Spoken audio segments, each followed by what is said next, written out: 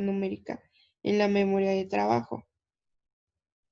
Esto explicaría su escaso conocimiento de hechos numéricos, tales como, por ejemplo, aquí tenemos varios, ¿no? El reconocimiento rápido de números, porque se les van a ir presentando en forma visual y auditiva, escasa memorización y reproducción del grafismo de cada número en espejos o como en espejo o invertido. Dificultad para recordar una asociación temporal de números, también puede ser problemas en el conteo, o sea, como qué número va después del otro o antes o después, o sea, que va 1, 2, 3 o así. Ejecución de cálculos mentales, dificultad para recordar los pasos implicados en el problema.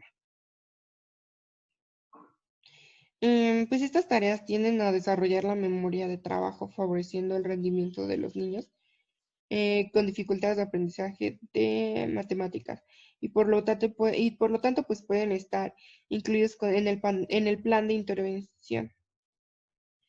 Los déficits a nivel de memoria o atención se trabajan en conjunto con los neuropsicólogos. Es importante esos aspectos, como lo decía en el anterior video, en conjunto siempre. Luego tenemos los aspectos cognitivos y metacognitivos. En esto pues también es importante, obviamente, los alumnos con déficits de aprendizaje en matemáticas suelen tener dificultades en el control y procesamiento de la información. Además, fallan en el uso de los mecanismos autorregulatorios, puesto que ya no son como conscientes de las habilidades, estrategias y recursos necesarios para realizar una tarea. En esta, pues es necesario instruir a los estudiantes en el uso de actividades metacognitivas como el autocontrol, la autorregulación, que son esenciales para que el alumno reflexione y evalúe la productividad de su pensamiento. Por ejemplo, lo que son los aspectos metacognitivos son importantes en la intervención psicopedagógica, incluso como forma de valorar la finalización del plan.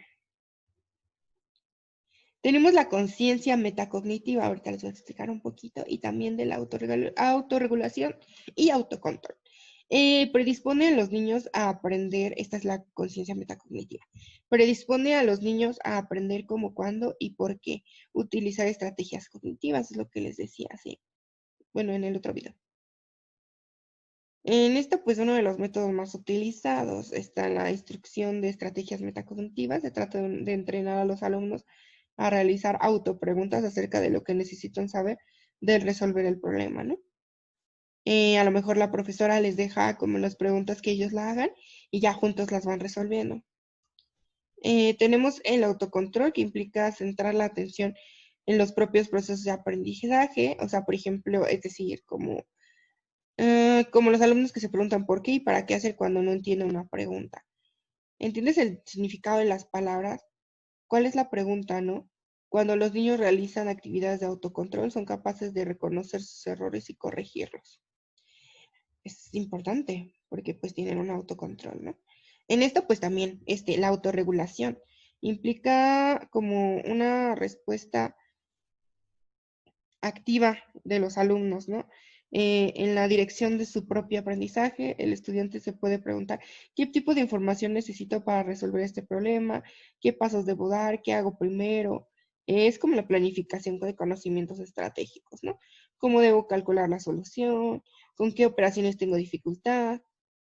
Entonces, en estas habilidades de autorregulación, en el uso de estrategias, pues constituyen la base de un aprendizaje adaptativo, modificado y razonado, que da la probabilidad de que el alumno pueda resolver todos los problemas en todos los ámbitos.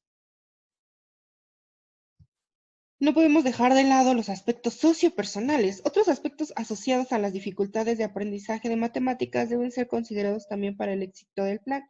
Son los referidos a los aspectos extracognitivos, que tienen implicaciones significativas en la disposición de los niños hacia el aprendizaje y en los resultados de la intervención. Estos aspectos tienen como un gran poder y una gran influencia en el rendimiento de los niños frente a las matemáticas, ya que pueden resultar como un poco paralizantes si no se ajustan de forma adecuada. lo que les decía, ¿no? El autoconcepto, el patrón atribucional, el patrón comportamental, la ansiedad y así, ¿no? Incluso en los adultos hay ansiedad de matemáticas, ¿no? Pero eso es otro tema.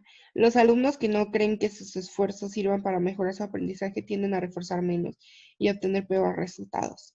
Es como una falta de motivación. Elaboró no sé, un modelo, por ejemplo, Barodi elaboró un modelo explicativo de la ansiedad ante las matemáticas basado en tres parámetros que se influyen recíprocamente. Por ejemplo, tenemos, bueno, los tres constantes estas de creencias irracionales.